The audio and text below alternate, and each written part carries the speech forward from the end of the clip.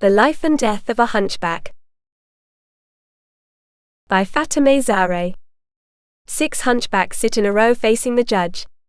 They are so ugly and misshapen that one can hardly look at them, tall, short, thin, wide, each deformed in his way, but all sharing the same misery and wretchedness in their hunchbacks and the court's ruling. They are all sentenced to death. No one speaks in the court, no one objects, no one defends anyone, and no one testifies. The only sound heard is the announcement of the verdict, the death sentence. All 6 hunchbacks are strung together like prayer beads, and go to their execution without resistance. But it is an unusual execution. They are taken to a large, ominous house, and the door is locked behind them. The sound of the heavy iron door closing is like the final shot, but they are not yet finished. Death is just beginning. They must kill each other. Each one waits to kill the other 5, knowing the other 5 are also waiting to kill him. I can only think of not dying, nothing else. When I heard the sound of the heavy door of the house closing, I realized that killing is as tricky as dying. The difficulty of both lies in the fact that you experience death, you touch death. I am terrified of seeing any of those 5 at any moment. Because facing each one means that I will either kill or be killed, and I am frightened of both and don't want either to happen. I have to choose the death of one of these 6 people, not just one but one after the other. Which one am I? I don't know, it doesn't matter and will happen. I swear. I swear they all see me, even if I hide behind this wall. I also know where each of them is. That poor fellow who ran to the back of the house and is now in the kitchen, and the others, it's better not to think about them and not share in their horror. My heart is pounding so hard it feels like it's about to jump out of my throat. It sounds so annoying, and I wish it would stop. The entire effort of those other 5 wretches and myself is to preserve these agonizing beats. What is life, for the preservation of which we subject ourselves to everything? I have no conception of non-existence. All my experience and understanding are based on existence. It cannot be readily accepted. Trying to comprehend non-existence is foolish. One can only flee from it, and we 6 wretches are doomed to it. It's a handy knife. Its wide, short blade is made so that you can quickly kill 5 people with it, even if you are not a professional killer and have no experience with the firmness of human flesh. For example, not knowing at what depth in the chest you may hit a hard bone or the liver, which is probably soft. Its handle is also perfectly designed to fit the curves of the human hand, so that when you hold it, you can easily consider it a part of your own body and use it easily. But now that I have it in my hand, I see that the problem is not with the knife, the problem is with the hand that squeezes it, and is not under my command. It's as if it's not my hand, and has never been connected to me. The thought of plunging this knife into the back of one of those 5 hunchbacks is no different than sinking it into my own heart. I am so afraid of this accursed knife, it's as if one of the other hunchbacks holds it, not me. I can feel how that ugly, harsh, unlovable face wails inwardly, silently screaming so no one hears, silently screaming in terror of death, in terror that one of the other 5 will come for him. He is running in panic towards the stairs, but I hear his scream because I have the same scream in my chest. They must have left this cold, black, heavy weapon here. What a merciless sentence. There could never be a sentence more ruthless than this. I have never fired a gun before. I know only this one in the house is currently my share. Maybe I am supposed to have a more significant share in this mass death, damn it, why me? If the sentence were for only one person to survive, obviously the last one, the situation would be completely different. Then I would be happy to find the gun. We must end this anxiety and terror. Indeed, they all know that I am the only one with the gun in this game, and maybe I will kill most of them. Despite this, I know we are all equally murderers and equally murdered. I will start with that coward who is up in the tree. I know he is impatient and submissive.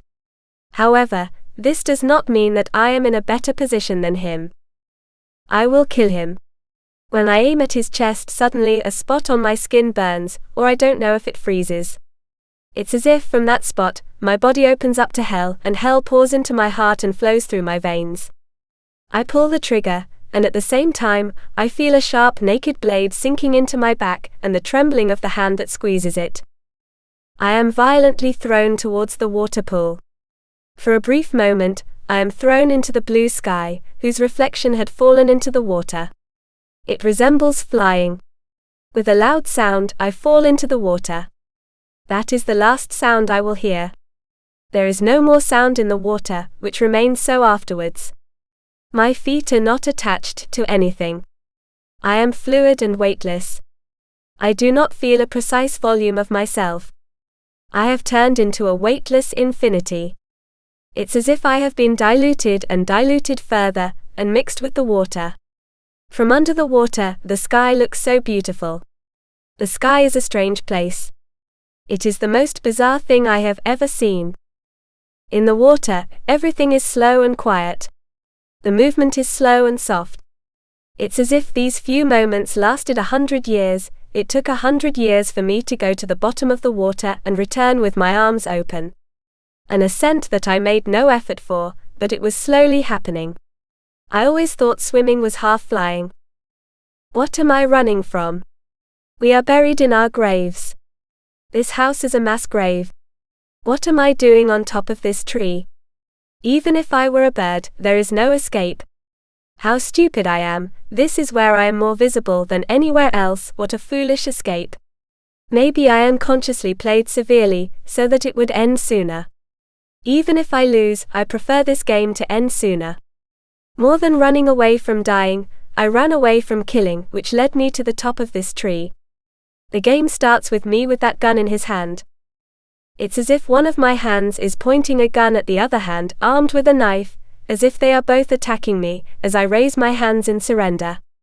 My breath is ragged, and I know they all hear the sounds of my terrified breathing.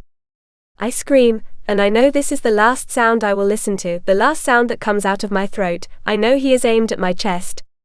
Suddenly a spot on my skin or chest burns, or I don't know if it freezes. It's as if from that spot, my body opens up to hell, and hell pours into my heart and flows through my veins. I am thrown backwards. My feet are not attached to anything. I am suspended between earth and sky. My eyes are on the blue sky. It is transparent, open and infinite.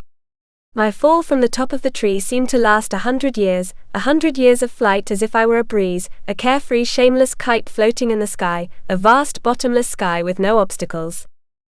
Hearing the sound of the shot means hearing the sound of death. It means the sentence is being carried out. It means the jaws of death are open and swallowing you. It means whichever way you go, you are going towards death. It means there is no escape, even if you hurriedly climb all the stairs of this house thinking you are fleeing. The whole house can be seen from the top of this damned rooftop. The horror of death does not leave me. Especially now that it has happened, and this cursed knife is still in my hand. From the moment I gathered all my strength and plunged it into the back of his shoulder, I felt its wound on my own back. I wailed from the depths of my heart and took to flight. I run and imagine a way to escape, but there is no way.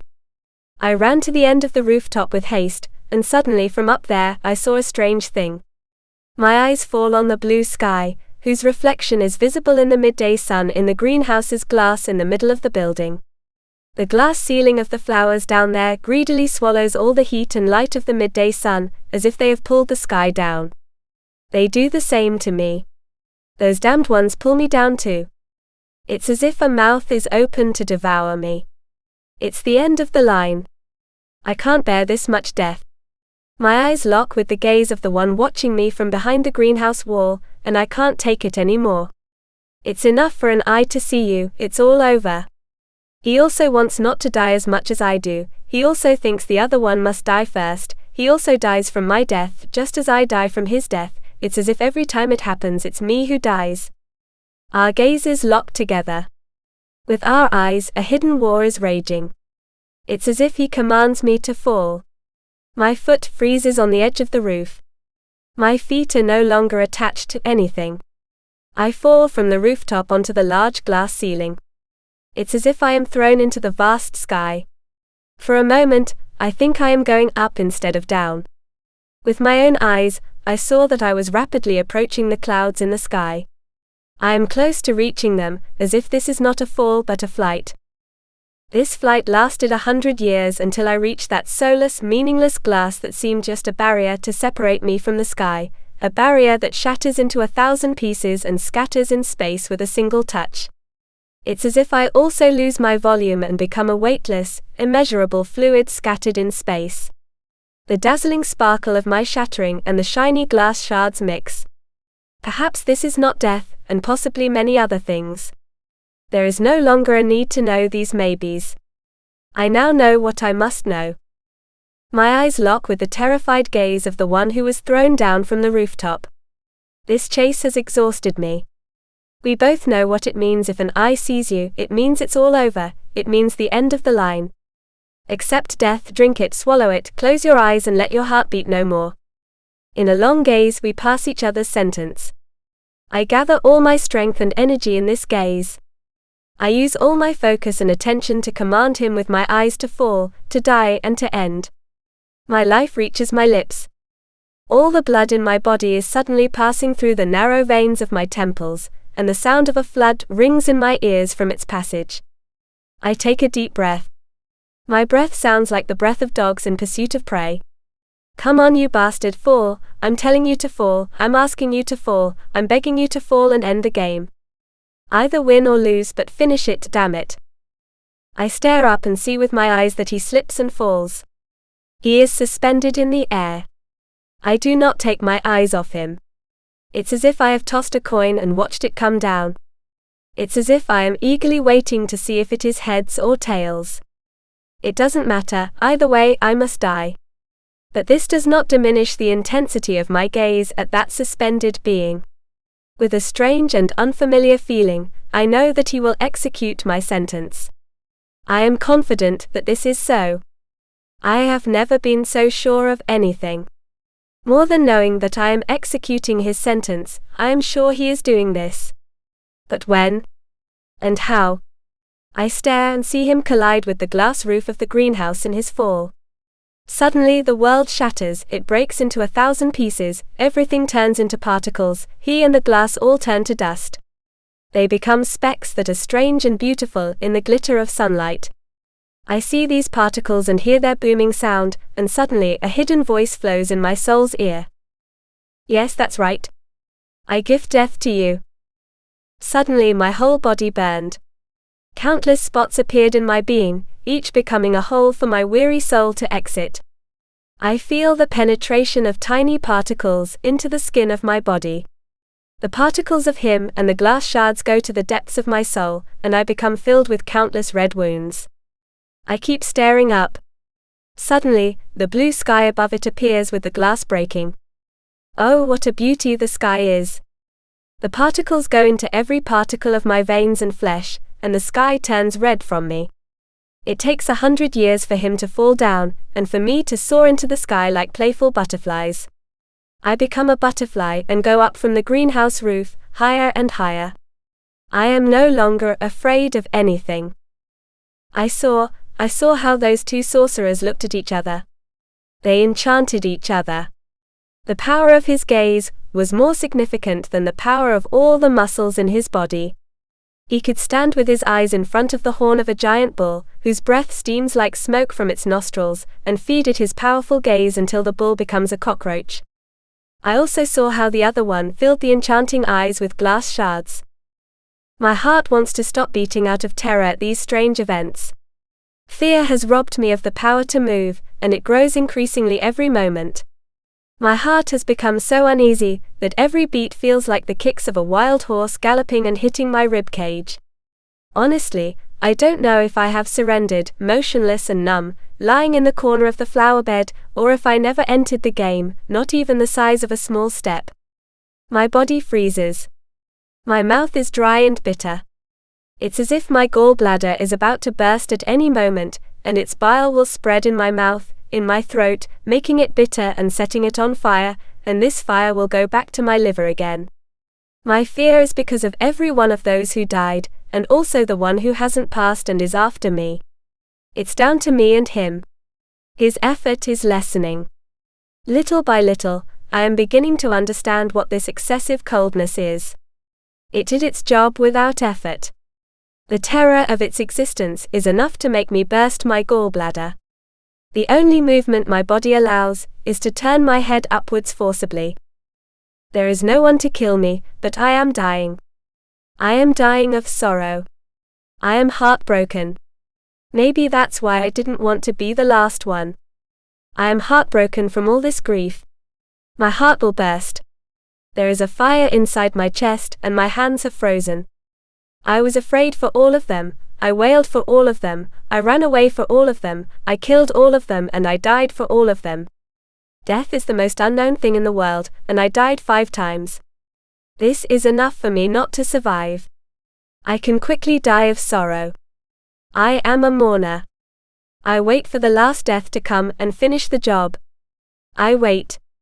I wait. I see the bodies of my martyrs. Bodies whose horror is no longer visible. I do not see their burdensome humps. I see their eyes looking at the sky. I raise my head and look at the blue sky. I feel the cold, empty sky pities me. The sky was full of water, ripples were in my eyes and I wept. The sky pours down on my face, and from the slope of my neck it goes down and wets my sorrowful chest. My wailing is so loud that I don't hear any other sound. Is someone coming? Someone is coming. Wonder takes the place of everything. Someone opened the door. A hunchback holds up a paper above his head and shows it to me.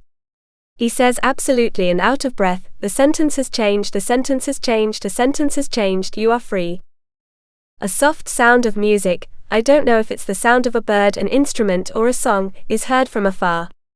A narrow path leads from the front of the door to the distance. No one has passed through it for a long time. Blackberry bushes and weeds have grown along it, and the narrow path is almost invisible.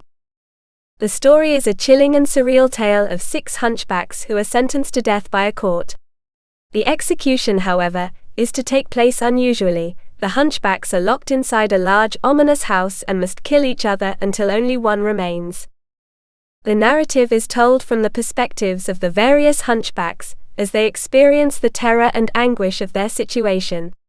Each hunchback grapples with the horror of having to kill the others, while also facing the prospect of their death. They hide, run and strategize while wrestling with the existential dread of their impending doom. Throughout the story, the hunchback's thoughts and experiences are vividly described, often in metaphorical and poetic language. They reflect on the nature of life and death, the cruelty of their sentence, and the physical and emotional agony they endure. The act of killing and being killed is portrayed as a deeply traumatic and transformative experience, with the hunchbacks feeling as though they are dying multiple times as they witness the deaths of the others. In the end, only one hunchback remains alive, but he is consumed by grief and sorrow for the deaths of the others. As he awaits his death, another hunchback arrives with news that the sentence has been changed and he is now free. The story concludes with the surviving hunchback facing an uncertain future, symbolized by a narrow, overgrown path leading into the distance. The story is a haunting exploration of the human condition, the cruelty of fate, and the psychological and emotional toll of facing death. It is a surreal and symbolic tale that delves into the depths of existential angst and the transformative power of extreme experiences.